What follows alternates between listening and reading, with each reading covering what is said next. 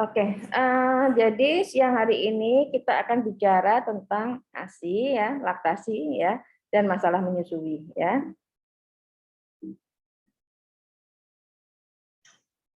Nah, pertama kita akan bahas dulu tentang komposisi ASI dan cara menyusui yang benar. Nah, apa sih yang disebut sebagai ASI eksklusif? Saya kira kita semua juga udah paham ya dan sudah ngerti ya, yaitu pemberian ASI saja tanpa tambahan makanan atau susu lain ya, bahkan air putih ya, kecuali obat sesuai anjuran tenaga kesehatan. Jadi kalau misalnya anaknya demam, panas gitu ya, kemudian diberikan dia ASI eksklusif, kemudian diberikan obat paracetamol gitu, ya dia masih termasuk ASI eksklusif ya. Dan ini juga kadang-kadang orang tua tuh juga nanyain, ini kalau yang minum obat saya anak atau anaknya gitu ya.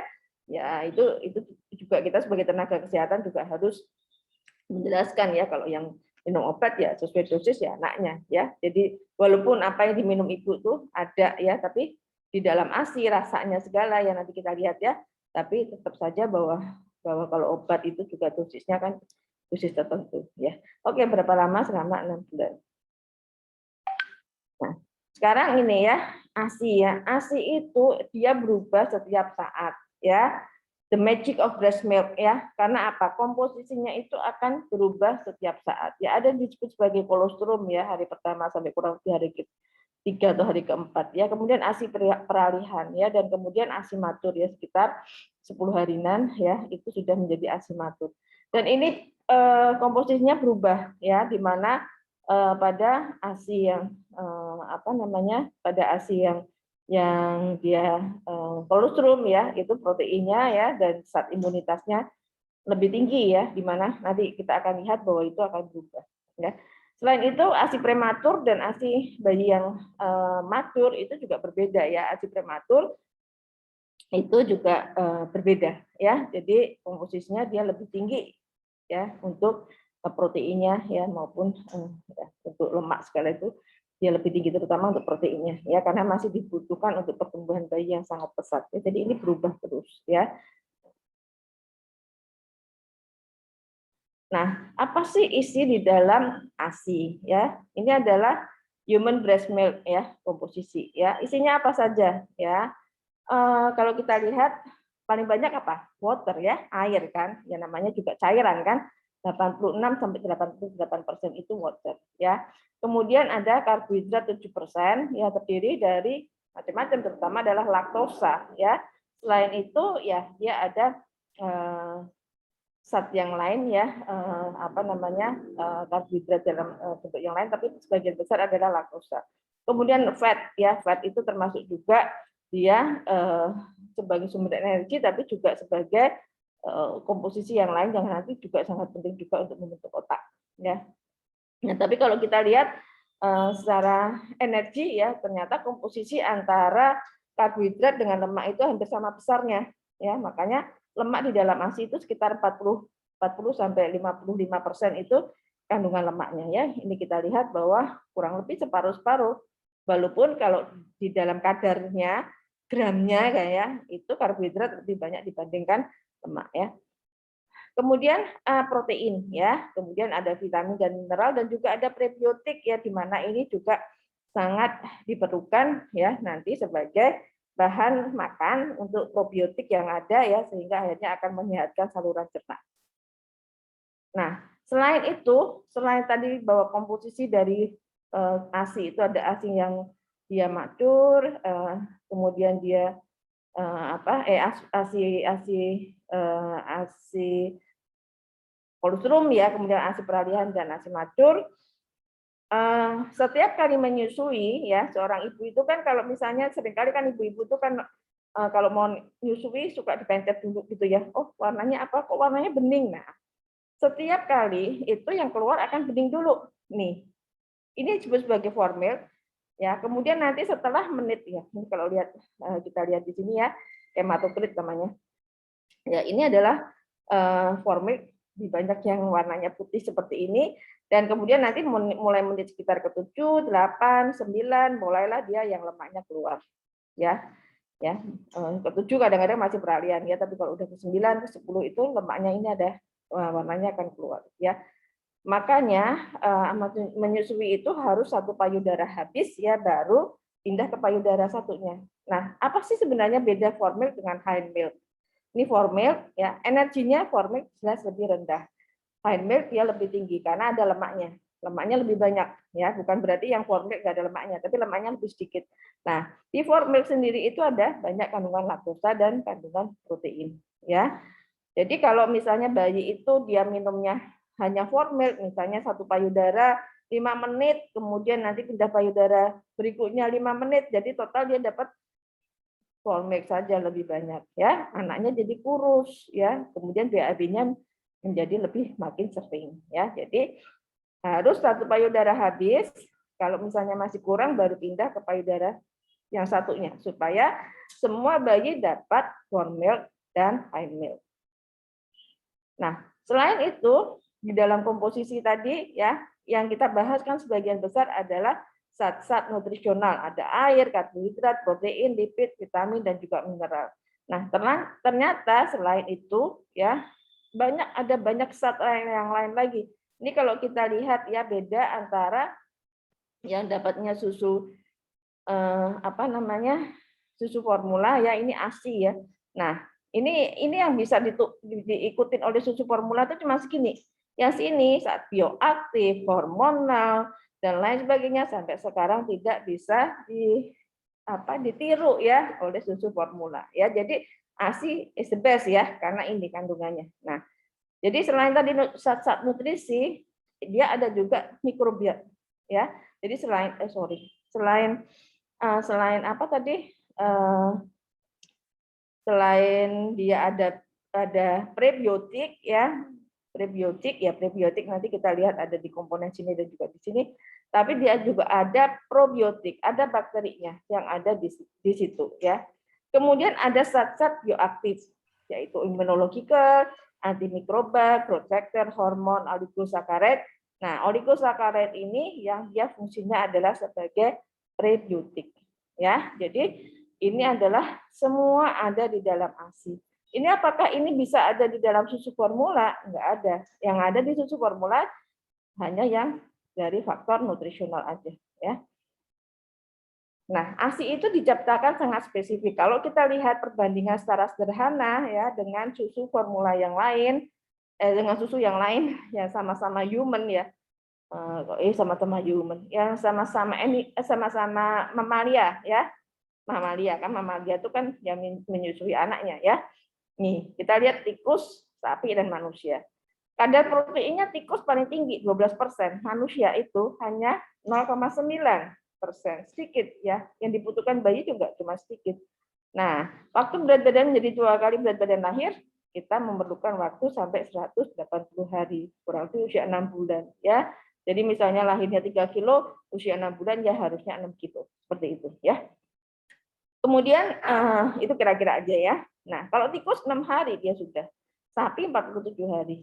Kadar laktosanya paling tinggi di dalam ASI ya. Nah, kita lihat bahwa dengan yang seperti ini, maka komposisi berat otak manusia itu adalah 2%.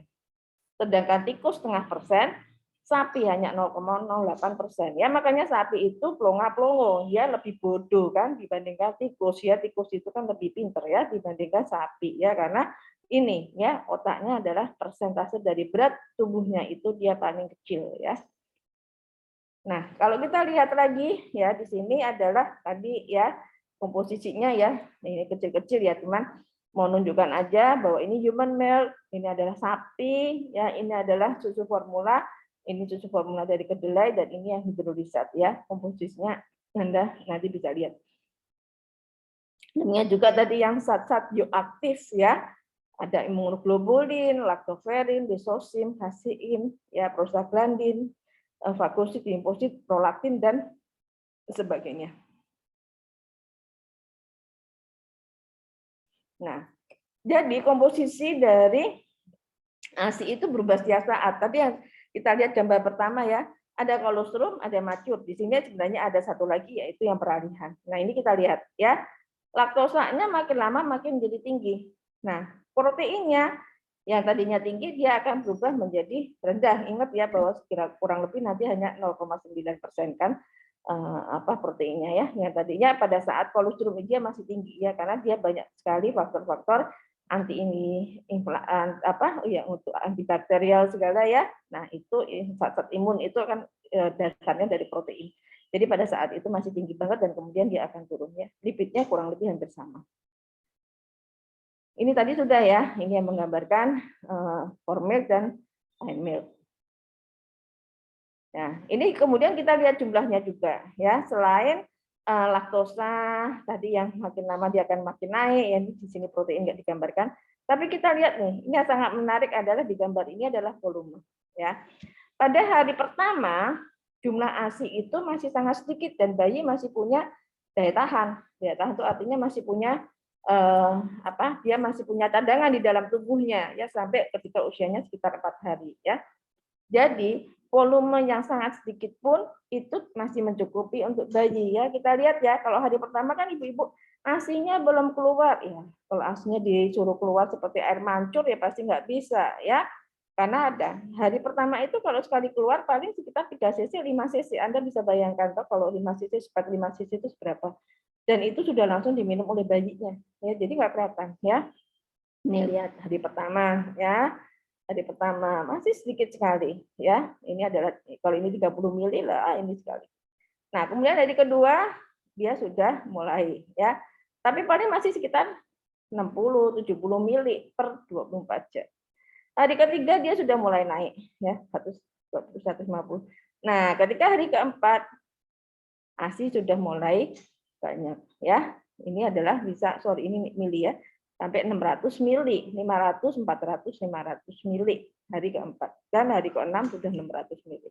Ya. Jadi volumenya makin lama dia akan menjadi makin banyak ya.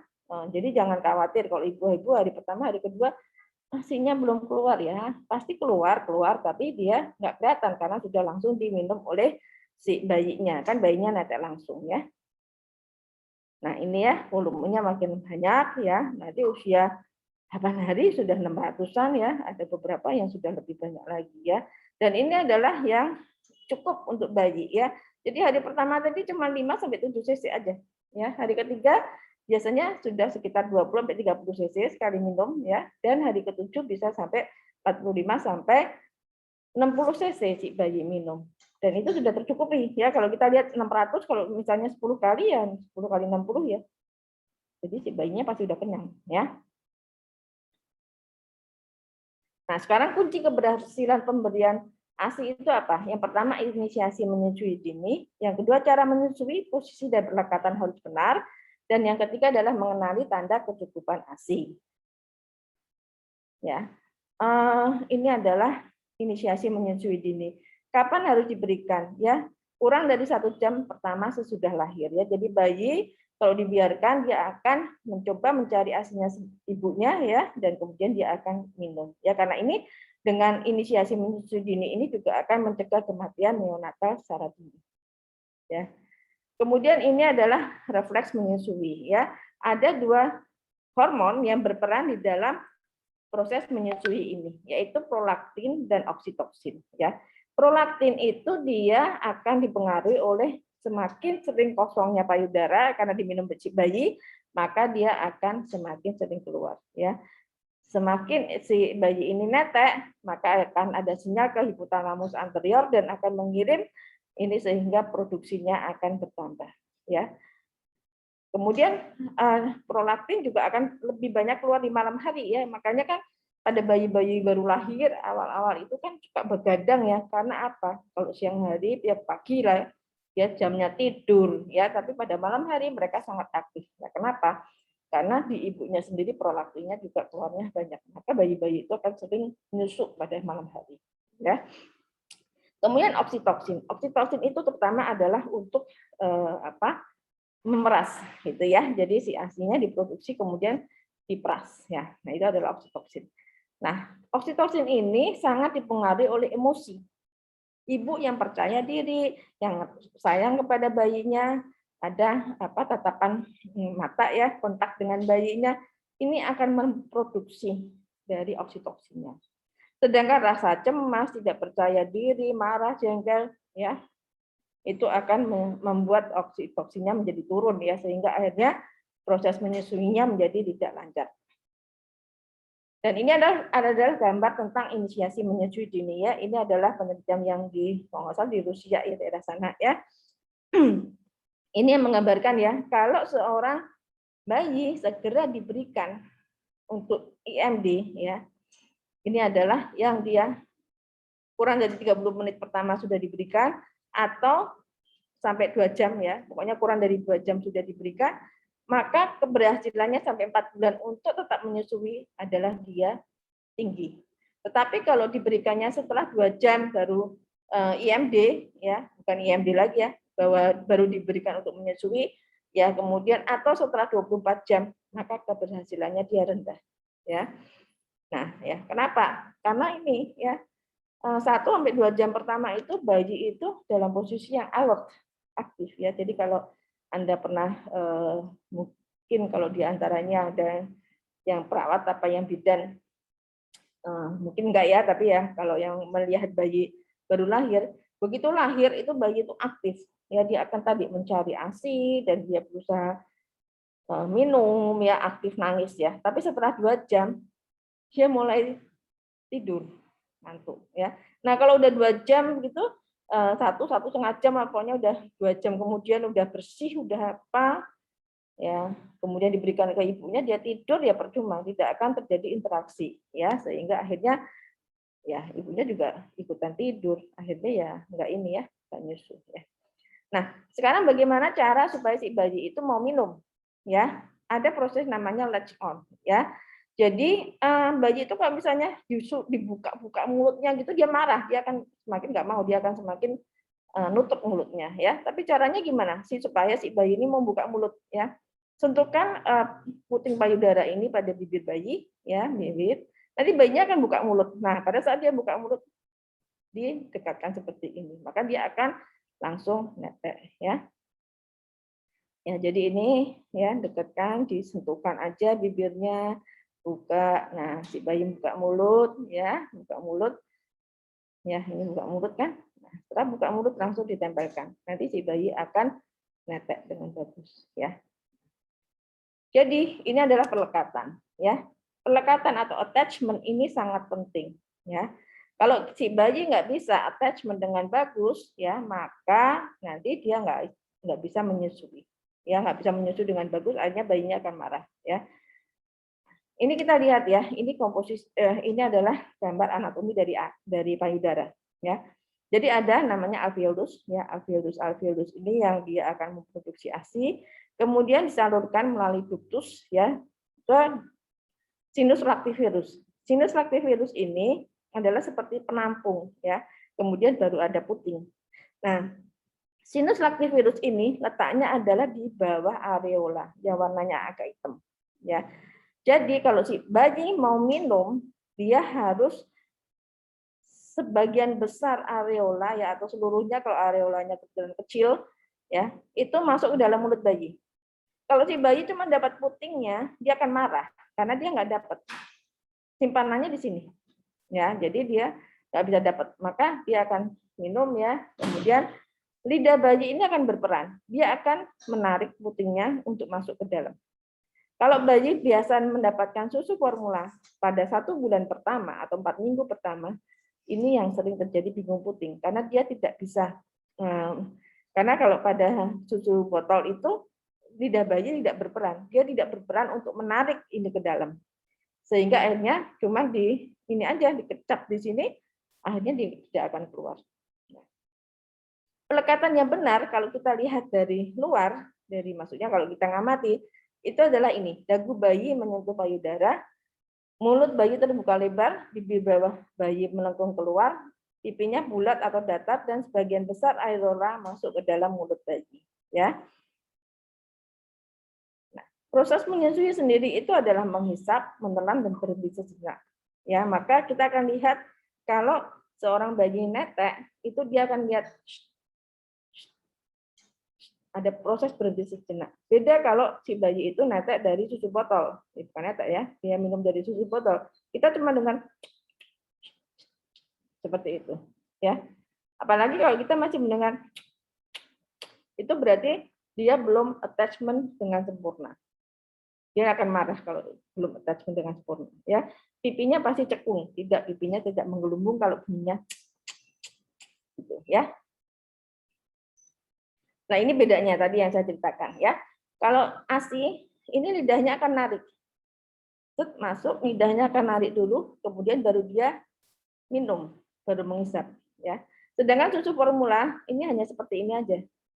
Lidahnya tidak berperan ya. Ini udah netes ya, sehingga akhirnya kalau dia pada saat dia sering minum susu formula cuman gerakannya belajarnya seperti ini, ketika minum ASI maka dia akan gagal. Karena nggak bisa, ASI hanya diberlakukan seperti susu dot ini, nggak bisa ya. Nah, ada juga alat yang bagus ya. Ini ya, ini namanya apa namanya? Ini dari produk dari Medela sih ya mereknya.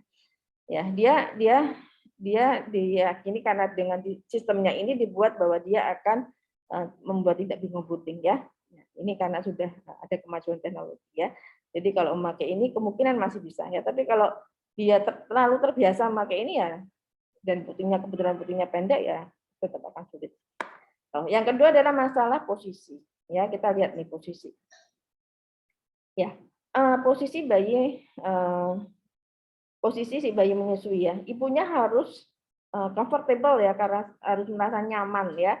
Jadi ini kalau kita lihat bantal ya. Nah, bantalnya itu buat nopang ini aja. Jangan bayinya di atas bantal kemudian yang dipeluk bantalnya, nanti bantalnya dipeluk bayinya jatuh ya. Jadi nggak boleh seperti ini ya. Ini bantal cuma hanya untuk menopang kalau memang capek ya, ditaruh di bawah lengan ibunya ya, boleh. Nah, kemudian si ibu juga harus duduk, kakinya juga harus napak ya. Napak terus pokoknya harus nyentuh ke dasar gitu ya, bukan terus ini. Kalau enggak kan capek ya. Jadi seperti ini ibunya nggak nyaman, ada suara nggak tahu suara handphone, suara apa ya, seperti ini duduknya seperti ini, nggak bersandar, ini akan menyebabkan tidak nyaman ya, dan akhirnya juga akan tidak berhasil. Ya, ini adalah posisi yang benar ya. Ini bisa juga kalau bayi kembar yang disebut sebagai football position ya, football maksudnya adalah American football ya. American football kan pegang bola seperti ini ya. Atau kalau di tempat umum ya bisa dengan seperti ini ya. Ini adalah klasik ya, klasik adalah seperti ini. Ini adalah yang nanti bisa kalau kembar posisi football adalah seperti ini ya. Kemudian kalau posisi berbaring juga sama ya, tetapi nah yang penting apa? Yang penting adalah ini ya, telinga dan lengan itu harus dalam satu garis lurus. Kenapa telinga dan lengan itu dalam satu garis lurus? Ya, karena si bayi supaya nggak noleh-noleh ya. Kalau misalnya kita minum itu kan, coba aja kita kan telinga dan ini satu garis lurus. Bukan kita minum sambil kita nangak gitu kan, enggak ya. Ini juga ya. Jadi posisi bayinya miring ya, posisi bayinya miring ya. Kemudian perut bayi menempel pada dada ibu. Ya, ini juga perut bayi menempel pada dada ibu. Ya, jadi bukan perutnya si bayi ke atas gitu ya, tapi harus nempel pada dada ibu. Ya, ini beberapa posisi yang sama ya tadi sudah dijelaskan.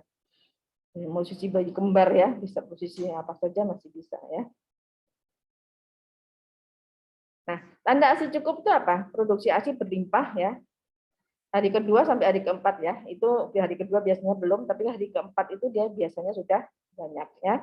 Bayi menyusu 8 sampai 12 kali sehari, kurang lebih 10 menit untuk satu payudara, bisa kadang-kadang ada 15 menit ya. Kemudian bisa pindah ke payudara satunya. Kencing lebih dari 6 kali sehari, berak lebih dari 4 kali. Itu berak yang berbentuk ya. Kalau bayi minum ASI biasa suka cerit biasa ya. Kemudian beraknya akan berwarna kuning cair ya, dan kemudian ada seperti biji-bijian yang disebut sebagai cedimbel. Ini mulai hari keempat ya. Jadi berak yang pertama kan namanya meconium, warnanya masih hijau ya. Nah, ini hijau tua ya. Nah, setelah hari keempat kelima, kalau ASINya cukup, ini sudah berbentuk kuning cair dengan ada seperti biji-bijian putih ya. Kemudian berat badan turun tidak boleh lebih dari 10% dan berat badan kembali ke berat badan lahir dalam saat umur 10 sampai 14 hari ya. Nah, kenapa kalau ini ya, kalau misalnya ternyata ASINya kurang. Itu ada beberapa faktor risiko ya. Faktor risiko ibu misalnya putingnya datar atau terbenam, ada riwayat operasi payudara khususnya di daerah dekat areola tadi, puting lecet, berdarah, nyeri, puting sangat berat, ada infeksi, perdarahan, diabetes, dan penyakit jantung ya. Kalau ibunya juga ada penyakit jantung ya, dia gagal jantung ya gimana ya, kan mau nyusui ya mungkin agak kesulitan ya. ASI tidak keluar dari keempat, atau umur ibu yang lebih dari 37 tahun ya. Memang kalau umurnya ibunya juga sudah 37 tahun gitu ya, memang risiko ASINya nggak akan cukup ya. Nah, kemudian dari faktor bayi prematur, berat badan lahir rendah, terpisah dari ibu lebih dari 24 jam, ada bibir sumbing, ada kuning, bayi kembar, ya. Kemudian sering banget tidur, penggunaan dot atau kempengan, ya. Penurunan berat badan lebih dari 70% ya, itu sudah mulai hati-hati ya, apalagi kalau udah 10% udah kurang ya. Kristal urat yang warnanya kemerahan ya pada celana ya, setelah usianya 3 hari, ya. Dan kenaikan berat badan kurang dari 28 gram per hari setelah umur 4-5 hari. Ya, oke. Ini sekarang masalah seputar menyusui, ya. Biasanya masalah ibunya, ya ada kurang informasi, ada berbagai mitos, ya ini berbagai mitos. Ini yang sering ya, yang harus kita nanti harus jelaskan ya, bahwa ini tidak benar, ya.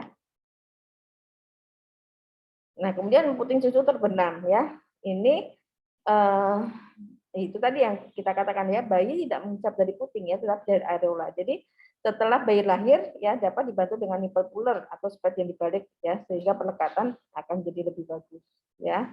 Ini ya, ini misalnya puting susunya terbenam ya. Nah, ini juga terbenam ya.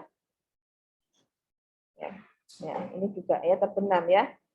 Gak sulit bayinya kan dia nggak punya ini ya, maka kita bisa menggunakan spad ini ya, ini dipotong kemudian dibalik ya supaya nggak tajam kan, yang sininya nggak tajam ya, ini yang untuk menarik putingnya dulu sebelum disusukan. Kemudian puting lecet biasanya karena posisi dan pelekatan yang salah, ya tadi udah dijelaskan kan posisi dan pelekatan yang benar seperti apa, melepaskan penghisapan bayi yang salah, ditarik gitu aja kan bayinya gigit ya, atau membersihkan puting dengan sabun atau alkohol ya. Nah, ini caranya gimana? Memperbaiki posisi menyusui, tetap mengeluarkan ASI dari payudara dan oleskan ASI ke puting yang lecet, karena ASI yang tadi ada high milk itu kan banyak kondisi lemaknya ya, jadi dia akan sebagai emulsifier apa untuk ini ya, emulsion ya, untuk apa membuat tetap lembab dan tetap enggak sakit ya. Boleh minum obat bila memang sangat sakit ya. Ini adalah puting lecet, ibunya akan kesakitan sekali kalau ada kejadian seperti ini ya. Nah, kalau payudara bengkak bisa karena bendungan ya, sekresi ASI mulai banyak, tapi kadang karena ada puting lecet dulu sehingga akhirnya ibunya tidak dikeluarkan ASINya dan tidak disusukan, sehingga dia mulai bisa terjadi endorsement atau bangkai ya. Jadi harus segera disusukan ya, jangan beri minuman lain pagi-pagi dan lakukan masase ya. Jadi kalau sudah bengkak gini nanti akan kesakitan sekali ibunya ya. Ini tetap harus dikeluarkan ya. Kompres juga bisa ya, kemudian dimasase dan kemudian juga harus dikeluarkan ya. ASINya tetap harus dikeluarkan. Ya. Saluran ASI tersumbat bisa karena berayan terlalu ketat dari yang menekan saluran ASI atau ASI di dalam saluran dikeluarkan ya. Jadi harus masase juga ya, kemudian bisa memakai bra yang menyangga tapi tidak ketat. Nah, kalau sampai sudah endorsement atau bangkai tadi, ya kemudian ada kuman yang masuk, misalnya ada putingnya lecet, ada kuman masuk lewat situ, maka ini bisa terjadi radang. Kalau sudah radang akan sakit ibunya ya, kadang-kadang sampai demam, panas, ya harus minum antibiotika. Tapi kalau sudah abses ya harus diinsisi, ya harus dilakukan pembedahan. Ini untuk absesnya itu supaya nanahnya bisa keluar, ya. Ini kalau enggak pecah sendiri dia seperti ini pasien ya. Ini juga sangat sakit ibunya endorsement. Nah, bagaimana ibu yang melakukan dengan bedah sesar ya, saat ini juga pembiasan umum dan sekarang ibu epidural sehingga ibunya tidak terpengaruh dan anaknya bisa langsung ditekan ya. Bagaimana kalau ibu hamil tapi masih menyusui? Bila bayi berusia kurang dari 12 bulan dianjurkan tetap menyusui ya, utamakan bayi yang lahir dulu ya, neonatusnya ya. Jadi kan si anaknya yang lebih Kalau anaknya itu dia yang besar yang netek dulu ya, maka si bayinya akan kehabisan ya, makanya malah bayinya nanti yang bayi baru lahirnya jadi kurus ya. Tapi kalau keletihan ya, rasa ASI berubah segala ya, ASI yang lebih besar kan sudah bisa diberikan selain ASI ya kan, pasti yang lebih besar usianya sudah bukan 6 bulan lagi ya, paling cepat kan usianya 9 bulan atau lebih gitu ya. Kalau perlu ya pokoknya yang penting adalah yang bayi baru lahir ya, atau pada saat hamil kemudian kontraksi ya, kontraksi itu si ibunya ya sehingga mengancam kehamilannya ya dihentikan ya. Ya ini kan ibu hamil masih menyusui ya masih bisa ya, tapi ya itu ya nanti kalau udah lahir harus diutamakan ya bayinya ya. Bagaimana dengan tongtai ya, ini ada berbagai macam tongtai ya. Nah, tongtai ini memang akan mengganggu untuk proses menyusui ya seperti ini, apalagi kalau bentuknya sudah seperti ini ya. Ya, kan harus normalnya kan bayi bisa menyudutkan lidah ya. Kalau memang sangat mengganggu ya harus dilakukan pemotongan ya. Ini ada beberapa tipe dari tongtai ya. Ini kalau yang sudah sangat ketat gitu ya nanti akan sulit ya. Jadi ini tongtai, lip tie kalau sangat mengganggu ya harus dilakukan frenulektomi. Karena ini harusnya kalau nggak ada tongtai kan putihnya bisa masuk ke dalam ya, bisa meres ya. Kalau ada tongtai ini lidahnya pendek ya, lidahnya nggak bisa narik ke sana. Ini lidahnya kan bisa narik ini ke dalam ya, maka akan kesulitan. Oke, sekarang kontraindikasi menyusui ya. Ada kontraindikasi mutlak ya, dan ada kontraindikasi yang relatif ya. Ya, mutlak itu adalah kalau ada kelainan metabolisme bawaan yang tidak boleh mendapatkan ASI atau PASI ya. Misalnya fenilketonuria, galaktosemia ya. ASI itu tidak bisa dipisahkan ya. Fenilketonuria dia tidak bisa memetabolisme fenilalanin. Nah, kita kan nggak bisa ASI non fenilalanin kan nggak bisa. ASI non laktosa kan nggak bisa ya. Jadi kalau seperti ini kelainan metabolisme bawaan ya sama sekali nggak boleh dapat ASI. Terus susunya apa? Ya susu yang bebas fenilalanin, susu yang bebas laktosa. Ya ini susu khusus ya. Nah, yang bisa menangani cuma dokter anak, spesialis anak ya. Apalagi yang untuk nutrisi metabolik. Nah sekarang bayi yang mendapatkan ASI tetapi untuk sementara waktu tidak dapat secara eksklusif ya. Misalnya bayi dengan berat lahir kurang dari 1.500 gram, prematur kurang dari 32 minggu, ya atau yang berisiko hipoglikemia ya, bayi yang besar ya, makrosomi lebih dari 4 kilo atau dia yang kurang dari 2.500 sering terjadi hipoglikemia. Padahal kita tahu kan bahwa produksi ASI volume itu pada hari pertama, hari kedua paling sekitar 20 cc, 60 cc nggak akan mencukupi penanganan untuk hipoglikemia. Maka untuk sementara bisa didapatkan berikan susu formula sampai jumlah ASI-nya nanti mencukupi. Nah, kemudian bagaimana dengan kondisi ibu? Ada kontraindikasi mutlak, artinya mutlak itu adalah kalau memungkinkan ya, itu kita berikan susu formula, yaitu ibu yang menderita HIV. Tapi ini harus memenuhi AFAS ya, affordable, feasible, acceptable, safe and sustainable ya. Jadi kalau ini terpenuhi ya, sudah diberikan advokasi, kemudian susu formulanya itu sudah mudah tersedia ya, misalnya kalau dia tinggal di pulau terpencil atau misalnya di Puncak Jaya di mana Papua gitu kan, yang tergantung dari kiriman dari pesawat gitu, musim pas hujan gitu nggak ada pesawat kan, ibunya HIV ya akan sulit ya. Nah kalau seperti itu maka ibunya tetap menyusui ya, tapi memakai obat antiretroviral ya. Tapi kalau misalnya visible ya, acceptable, si bayinya nggak ada diare, nggak ada muntah, nggak ada macam-macam, safe, caranya pembuatan harus benar ya, memenuhi langkah WHO dan FAO, dan juga sustainable ya, paling nggak selama 6 bulan itu harus eksklusif ya, dengan maksudnya dengan susu formula dan itu terpenuhi ya. Jadi jangan misalnya ada donatur maunya ngasih cuma 1 bulan, nah, itu malah menghancurkan ya, nggak boleh seperti itu.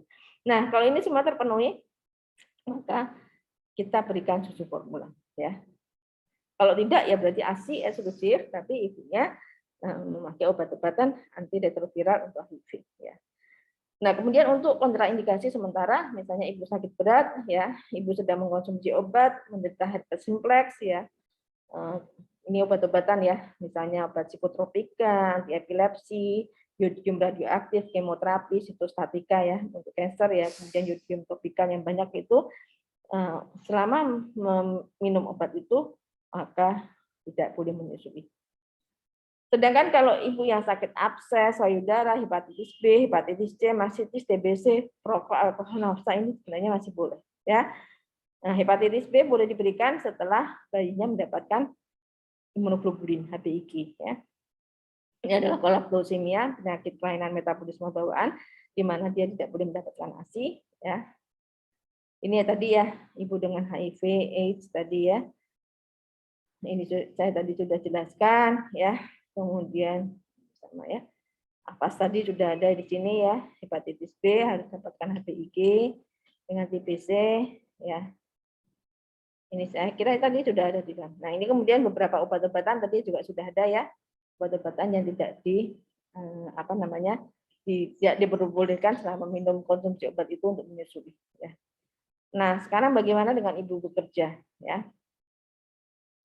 Ya, kita tahu semua bahwa ibu jarang ya suatu negara yang memberikan cuti melahirkan itu selama cuti menyusui selama 6 bulan ya. Jadi paling cuti itu termasuk melahirkan menyusui 3 bulan atau mungkin setidaknya 4 bulan masih dapat ya. Tapi kalau 6 bulan sangat-sangat jarang ya, hanya mungkin negara-negara tertentu aja. Yang lainnya ibunya udah harus mulai bekerja ketika masih periode menyusui. Ya. Masih tetap bekerja. Nah, bagaimana kalau ibu menyusui? Ibu yang bekerja menyusui, ya. Sebelum cuti, bicarakan dengan rekan kerja, cari dukungan, cari informasi di perusahaan tersebut, bagaimana supaya ibu itu tetap bisa menyusui, ya. Saat cuti tetap ASI eksklusif, pompa ASI dan tunda botol hingga usianya 4 minggu. Setelah 4 minggu kita boleh mencoba memberikan botol mungkin 1 atau 2 kali untuk nanti supaya yang pada saat ditinggal di rumah si bayinya bisa minum dari botol ya, dari dot, kalau enggak nanti susah ya, jadi asinya diperes dimasukkan dot. Nah, tapi ya itu tidak boleh 24 jam seperti itu, nanti si bayinya jadi lupa nyusu ya. Saat bekerja hindari kelelahan dan stres, tetap memupuk ASI secara teratur dan segera susui bayi pada saat pulang ya. Ini adalah strateginya ya. Pantapkan 4-6 minggu, mulai memeras ASI, simpan di almari es, ya bila ada titipkan anak di TPA sekitar kantor sehingga nanti pada saat jam istirahat ibunya bisa menyusui langsung. Peras ASI saat itu berada di kantor dan simpan ya, kemudian bisa dibawa dengan cooler ya, pulang ke rumah nanti bisa diberikan esok harinya ya. Ibu memerah ASI pada hari kerja dan menyusui langsung selama libur ya. Kemudian ibu tidur dengan bayi, menyusui lebih sering malam hari, perah ASI dengan payudara yang tidak digunakan saat bayi sedang disusui, ya. Dan gabunglah dalam kelompok pendukung bagi ibu menyusui. Nah, ini cara memerah ASI, ya bisa manual dengan tangan, bisa dengan pompa manual, bisa juga dengan pompa elektrik ya. Sekarang banyak juga pompa elektrik yang memakai baterai dan itu lebih ini ya, kalau ibu-ibu di kota besar ya mungkin bisa seperti itu ya, atau di kota lah, kalau di pedesaan ya memang lebih sulit. Ini adalah dengan memanah dengan tangan ya. Kemudian ini ya, bawalah foto bayi ya sehingga produksi ASI-nya akan jadi lancar karena ada kontak. Tadi kita ingat ya ada prolaktin, ya ada oksitoksin ya. Semuanya ini akan mempengaruhi dari proses dari laktasi. Ya, ini ada beberapa alat untuk memeras ASI. Ini adalah ada penyimpanan ASI ya, sekarang sudah banyak yang plastik khusus yang buat ASI bisa beli jadi ya. Atau juga di botol-botol bisa. Nah, sekarang cara menyimpan ASI ya tergantung dari almari esnya. Kalau almarinya yang freezer yang satu pintu ya, maka kalau dia di freezernya itu bisa sampai 2 minggu. Ya. Di bawah bisa sampai 5 hari. Ini adalah yang fresh milk ya. Jadi artinya ASI yang barusan diperah. Tapi kalau ASI itu sudah dimasukkan freezer kemudian ditaruh di bawah hanya 24 jam. Tapi kalau yang 2 pintu dan tidak terlalu sering dibuka bisa sampai 6 bulan. Tapi kalau sering-sering dibuka, apalagi buat nyimpen macam-macam gitu ya 3 bulan ya. 3 bulan. Tapi kalau lampunya tiba-tiba mati, gelangan gitu ya nggak berlaku ya, itu adalah berlaku seperti ASI yang sudah dicairkan. Nah, ini cara mencairkan ASI ya. Ini harus diberi tanggal, ambil yang paling kadaluarsanya paling dekat ya, yang tanggalnya paling lama nyimpennya. Ya, ini ambil dulu. Kemudian bisa dari freezer di bawah, bisa ditaruh di bawah di almari es yang bawah yang di atas ya, taruh di fridge yang di bawah. Ini kalau udah ditaruh di sini bisa tahan sekitar 24 jam ya. Kemudian atau bisa juga dengan air hangat-hangat tuku ya. Ini ya, air hangat-hangat tuku ya. Yang tidak boleh adalah dibiarkan dalam suhu udara terbuka ya, karena untuk menjadi yang dari beku menjadi cair itu membutuhkan waktu yang lama, nanti bisa 2 jam atau lebih dan aslinya malah jadi menjadi sudah tidak boleh dipakai lagi ya, karena mungkin sudah ada bakteri yang ikut tumbuh di situ. Atau dipanaskan di dalam microwave atau di dalam kompor ya, itu tidak boleh karena banyak komponen ASI yang akan rusak. Nah, galactogum itu adalah zat-zat yang digunakan untuk meningkatkan produksi ASI, dan dari penelitian itu hanya ada 2, yaitu metoclopramid atau domperidon, yang dua-duanya merupakan obat anti muntah ya. Tapi karena ini efeknya di perifer, efek sampingnya nggak seperti metoclopramid, tapi jadi domperidon ini lebih sering digunakan. Dosisnya adalah 10-20 mg per kali, bisa diberikan 3-4 kali, dan bisa diberikan 3-8 minggu atau lebih selama masih dibutuhkan. Kemudian ada juga yang daun katuk, ya, tapi daun katuk itu kan kalau dari daun benar ya, kita nggak tahu kadarnya berapa banyak, terbangun juga ada. Nah, sekarang relaksasi ya, relaksasi itu kalau ibunya dulu pernah menyusui kemudian berhenti dan ingin menyusui lagi, atau kita memang ada relaksasi untuk ibu-ibu yang kebetulan dia mau adopsi anak ya, dia nggak punya anak, ini juga bisa kita lakukan relaksasi, walaupun akan kita beritahu juga bahwa kalau yang belum pernah punya anak ya kemudian dia mau menyusui, itu produksi ASINya walaupun bisa keluar, dia tidak akan sebanyak kalau ibu yang memang secara fisiologis punya anak dan menyusui. Ini adalah relaksasi ya, masih ada susu formula ya ditempelkan di sini, seakan-akan ini adalah keluar dari si ibunya ya. Ini isinya masih susu formula supaya si bayinya bisa nggak lagi. Oke, saya kira demikian. Mungkin ada pertanyaan.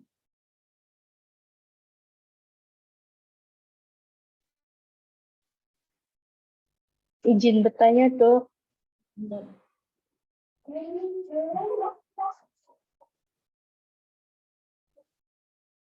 Ya, gimana? Baik, yang pertama, apakah inisiasi menyusui dini pada sesar itu diperbolehkan atau tidak ya, Dok? Karena pengalaman saya 2 kali sesar itu saya meminta IMD tapi oleh nakes tidak pernah diberikan, Dok. Kalian dengan alasan sesar. Yang kedua, ASI itu sebetulnya mulai diproduksi sejak kapan ya, Dok? Apakah kita memang perlu melatih pengeluaran ASI itu sejak awal, mungkin sebelum bayi dilahirkan, seperti itu, Dok? Mohon penjelasannya. Terima kasih. Ini yang lainnya bisa buka nggak? Buka fotonya, kameranya. Ya, oke. Jadi sesar boleh, nggak ada masalah. Selama biosnya adalah bios epidural ya, yang biosnya bukan bios umum. Kalau general anestesi kan nggak sadar orangnya. Ya, kalau nggak sadar sih nggak boleh, karena obat-obatannya kan juga akan mempengaruhi ke ini ya. Tapi kalau yang epidural yang disuntikan lewat di tulang belakang itu, ya vertebra itu boleh, Cuman kadang-kadang memang ada ya mungkin nggak mau repot gitu ya, nggak mau repot kan, karena kan harus ada yang megangin ya. Jadi yang dokter opsinya masih jahit, yang ini harus megangin gitu ya. Kadang-kadang rumah sakitnya nggak mau repot gitu, ya udah pokoknya udah nanti aja setelah selesai, begitu selesai dilakukan operasi kan nggak ada 30 menit kan, habis itu baru diberikan ya. Tapi prinsipnya sebenarnya boleh gitu, cuman mungkin repotnya aja rumah sakitnya nggak mau gitu, ya. Tapi kalau misalnya habis operasi, kalau operasinya kalau cuma sesar nggak ada masalah yang lain kan cepet kan, nggak ada 30 menit, nggak ada 1 jam lah, nggak ada 1 jam kan udah selesai dan itu langsung bisa diberikan. Yang kedua tadi tentang kapan ASI diproduksi ya. Jadi ASI itu ya sebenarnya sih pada trimester ketiga pun sudah ada ya, tapi nggak semuanya ada. Tapi ya nggak perlu dikeluarkan pada saat itu, ya biarin aja. Artinya apa ya, dirawat payudara untuk dibersihkan seperti biasa gitu loh. Kalau itu kan tetap harus dirawat ya, kalau enggak ya payudaranya nanti kotor, sepertinya nanti kotor ya. Tapi dirawat biasa, nggak perlu dikeluarkan. Ya, biarkan aja. Kalau kebetulan keluar ya, tapi kan nggak banyak yang keluar, benar-benar keluar pada ini ya. Kalau udah bulan-bulan terakhir kadang-kadang ada yang keluar ya dibersihkan biasa ya. Itu ya. Ada lagi? Baik, terima kasih dok. Ya. Dokter, saya izin bertanya, dok. Bagaimana, kan ASI eksklusif itu 2 tahun ya, dok ya. Bagaimana kalau anak yang udah 2 tahun itu, tapi dia masih menyusui sampai umurnya 3 tahun gitu, dok? Apakah ada efek negatifnya, dok?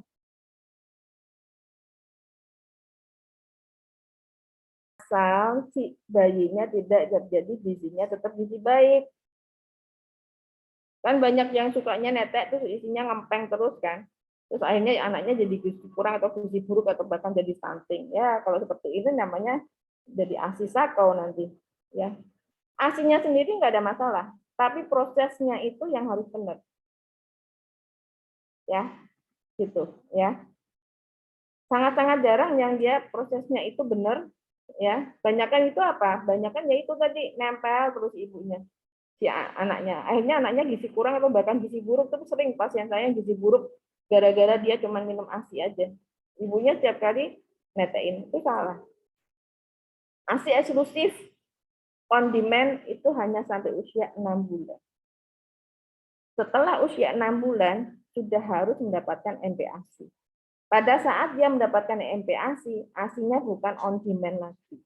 ASI-nya ikut masuk di dalam jadwal di mana dia boleh makan, di mana dia mendapatkan ASI.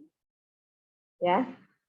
Ini yang harus ini ya, karena apa tadi? Ya, kemarin kita lihat kan ketika kita melihat weight faltering, ya minggu yang lalu kita melihat weight faltering, apa sih yang terjadi ketika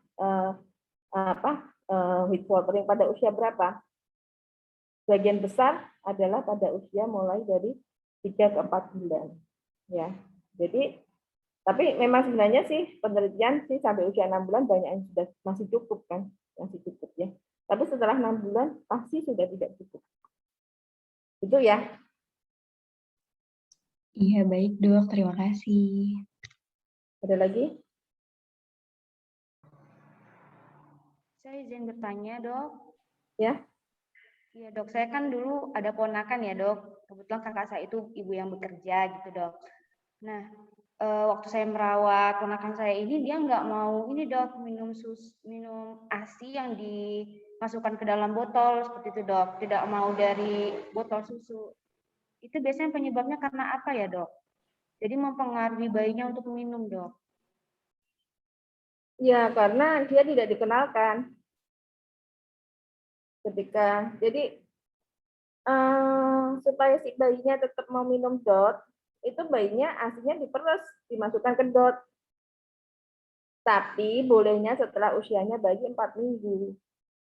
Karena kalau sebelum 4 minggu, setiap kali diperes masukkan DOT, kemudian setiap kali nggak pernah netek langsung, si bayinya jadi bingung puting, lupa juga.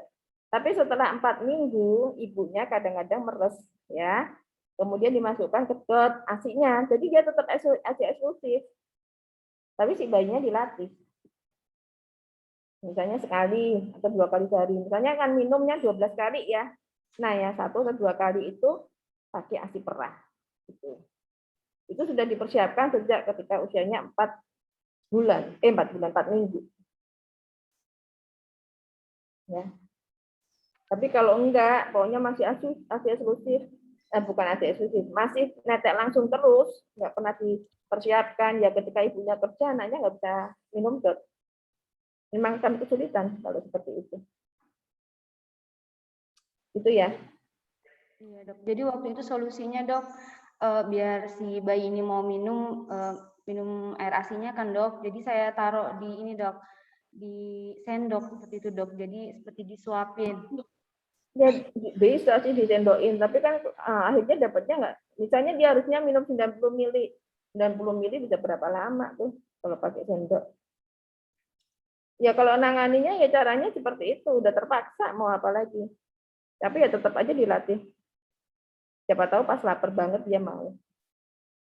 Tapi kalau untuk mencegah supaya tidak terjadi seperti itu, ketika usianya sudah 4 minggu, asinya kadang-kadang peres ya.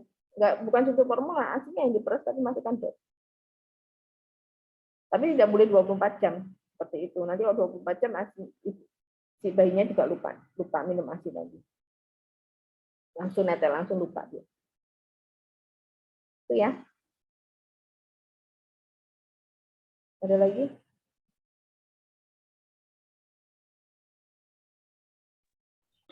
Dokter izin bertanya.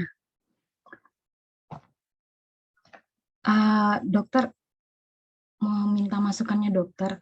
Misalnya kalau kita di posyandu, kemudian ibu balita datang dengan keluhan, biasanya bayi yang baru lahir begitu, kemudian dia tidak ada ASI sama sekali. Sebenarnya hal mendasar apa yang perlu kita pastikan dengan untuk mengetahui bahwa memang ASI-nya memang tidak ada.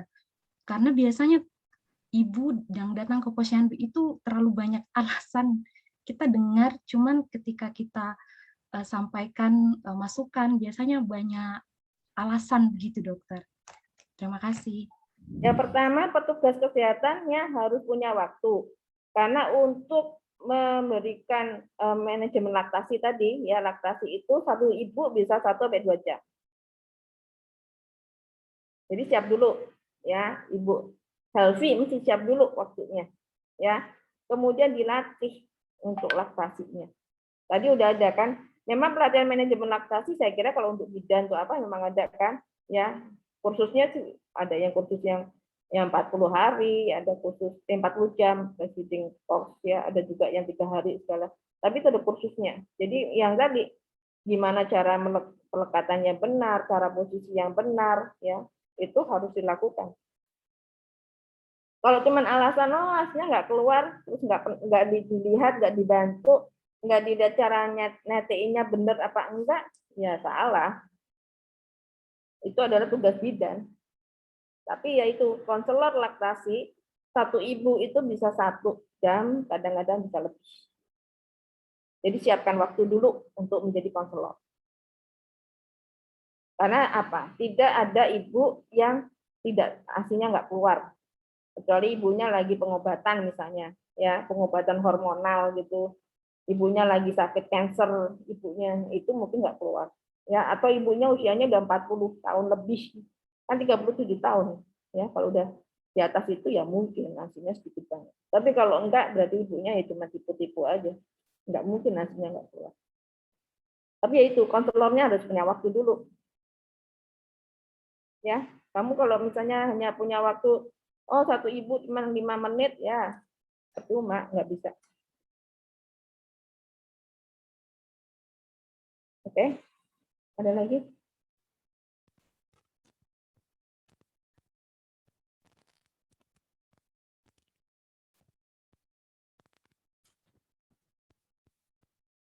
Dokter izin bertanya dok. Ya. Jadi saya kan punya saudara ya dok ya. Itu setelah melahirkan memberikan ASI eksklusif kurang lebih selama 1 bulan. Nah setelah itu ASI-nya itu tidak mau keluar itu dok. Itu biasanya penyebabnya dari apa ya dok ya? Ya harus dicari dulu ibunya sakit apa enggak. Kemudian bagian mana proses menyusuinya, apa ibunya cerai apa sorry. Ibunya apa ada masalah di keluarga apa enggak, atau ibunya bekerja. Kalau posisinya sih bekerja sih dok, hanya itu saja. Ya udah kan, udah jelas kan. Ibunya bekerja terus dia ini terus apa enggak? Dia di tempat kerjanya bagaimana, dia di tempat kerjanya kan harus bisa memompa ASI-nya. Kalau misalnya ibunya kerja selama 8 jam, apalagi dia usianya masih 1 bulan ya, 1 bulan terus tinggal bekerja kan. Dia pergi ke tempat kerjanya, di tempat kerjanya 8 jam. Selama di sana dia, misalnya dia di toko, dia sama sekali nggak punya waktu untuk meras ASI, atau dia di pabrik nggak ada waktu untuk meras ASI. Nah, gimana mau ASI-nya bisa keluar? Ya berhentilah ASI-nya, karena nggak ada rangsangan toh. Prolaktinnya kan nggak kerja, Tadi prolaktin bekerja bila apa? ASI sering disusukan atau sering dikeluarkan. Nah, ASINya nggak boleh dikeluarkan kan berarti kan nggak ada rangsangan, berhenti dia. Kalau untuk itu, Dok, kalau untuk batasan waktu ketika Ibu bekerja itu apakah ada batasan waktu untuk pompa ASI ya, Dok ya? Apa setiap 2 jam 3 sekali jam. atau apa gitu? 3 jam biasanya, 3 jam sekali. 2 jam sekali. Oh ya. Dan disimpan Terima ya. kasih, Kalau Dokter. misalnya nggak ada tempat buat nyimpan ya dibuang. Dan Oh, iya. ibunya ya itu tadi, ya ibunya nggak bisa kecapean ya. Kan tidak semua tempat punya, di tempat bekerja itu ada almari untuk nyimpan ASI kan nggak semuanya punya. Seharusnya sih setiap perusahaan ada gitu loh. Tapi sampai sekarang kan seperti peraturan seperti ini kan masih apa ya, tidak diterapkan secara benar-benar gitu loh. Jadi coba lihat aja ini pabrik itu misalnya apakah ada tempat untuk khusus memompa ASI atau menyimpan ASI, itu kan seringkali tidak ada. Ya paling enggak dipompa kemudian ya dibuang kalau memang tidak ada untuk tempat menyimpan ASI. Kalau ada almari esnya sendiri khusus itu ya nggak apa-apa. Ya, terima kasih, Dokter. Ya.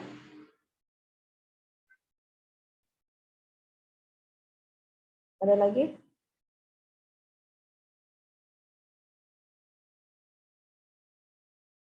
Apakah masih ada yang mau ini bertanya?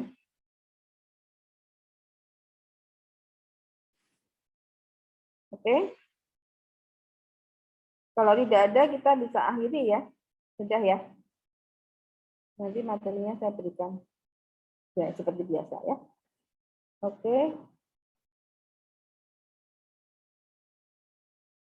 Kita bisa akhiri. Terima kasih. Selamat siang. Selamat siang, Dokter. Terima kasih banyak, Dokter. Semoga Siang, sehat Dokter. selalu. Terima kasih.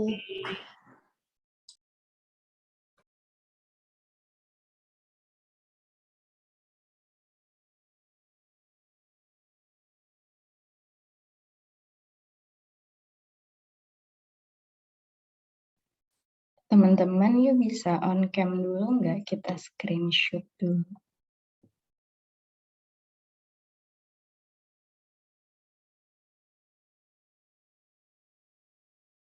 Sambil nunggu teman-teman yang on cam, mungkin Mbak Nicia mau ngomong sesuatu, Mbak.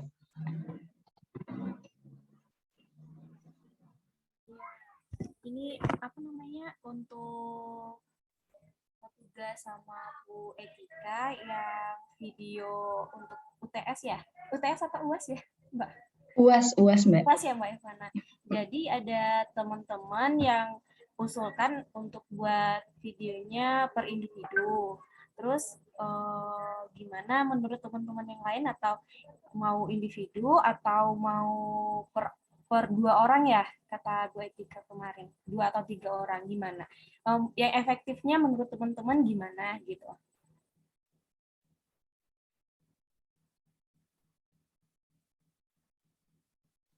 Yang buat video itu, Mbak. Gimana Mbak Nurul? Guys, yang mana yang buat video? Iya, Mbak, yang buat video. Iya. Gimana teman-teman? Kan kalau misalnya berdua gitu takutnya ada yang jauh-jauh jadi susah sih. Terus nanti kalau misalnya digabungin videonya malah yang satu HP-nya apa, ini beda jadi resolusinya jelek gitu nggak sih? Iya. Kesepakatan sama-sama aja. Iya, benar. Kalau memang maunya per individu, nanti biar dikonfirmasi ke Ibu Etikanya. Yang penting kesepakatan kita aja dulu ya. Gimana yang lain sepakat individu aja tugasnya? Atau memang mau tetap seperti Bu Etika, 2 atau 3 orang? Individu nggak apa-apa, Mbak. Daripada nanti susah koordinasinya, saling jauh-jauh. Ya, kalau menurut saya sih nggak masalah Mbak, individu. Nanti ya dikonfirmasi dulu aja sih sama Bu Etika. Nanti disampaikan juga kalau satu kelompok 2-3 orang itu sepertinya seperti ini Bu, untuk dampak apa ya, dampak kekurangannya itu seperti ini. Seperti itu. Kalau dampak positifnya ya kita bekerjanya lebih gampang lah, lebih minim gitu. Tapi nanti betul katanya Mbak Nurul, nanti kalau HP yang satu contoh ada yang satunya pakai HP dari buah apel, yang satunya dari buah si Samsung gitu atau gimana gitu. Itu kan pasti beda ya, dari segi resolusi itu pasti Iya, beda. benar. Apalagi yang teman-teman yang aplikasinya juga beda-beda juga. Kalau anggap ya satu kelompok sama kelompok lain aplikasi yang digunakan sama semua gitu, itu nggak masalah. Karena di dalam editing itu biasanya nanti ada perubahan resolusi itu bisa. Tapi ya itu kembali lagi kalau anggap kelompok satu pakai editing F, yang kelompok dua editingnya pakai yang B gitu, itu pasti beda di hasil. Kalau menurutku sih nggak apa-apa sih Mbak, individu nggak apa, lebih apa ya, lebih fokus aja sih nanti pembahasannya di satu orang gitu sih. Oke, terima kasih banyak Mas Fadean sarannya. Nanti kita bilang ke Bu Etika dulu ya. Buat yang lain, apakah ada yang keberatan kalau individu?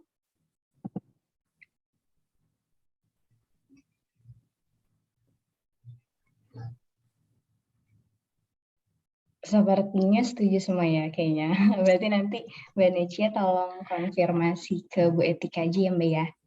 Oke, Mbak. Oke, sekarang aku screenshot dulu ya. Yuk teman-teman yang bisa on cam dulu. Udah, senyum semuanya. 1, 2, 3.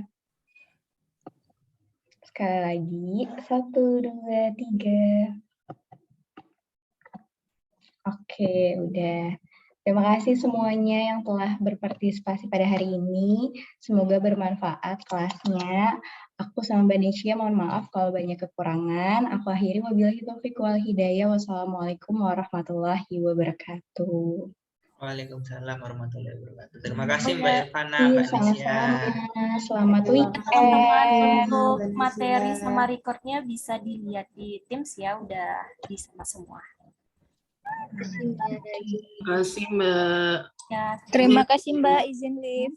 Mbak Cia, Mbak Terima kasih Mbak Ivana, Mbak Cia.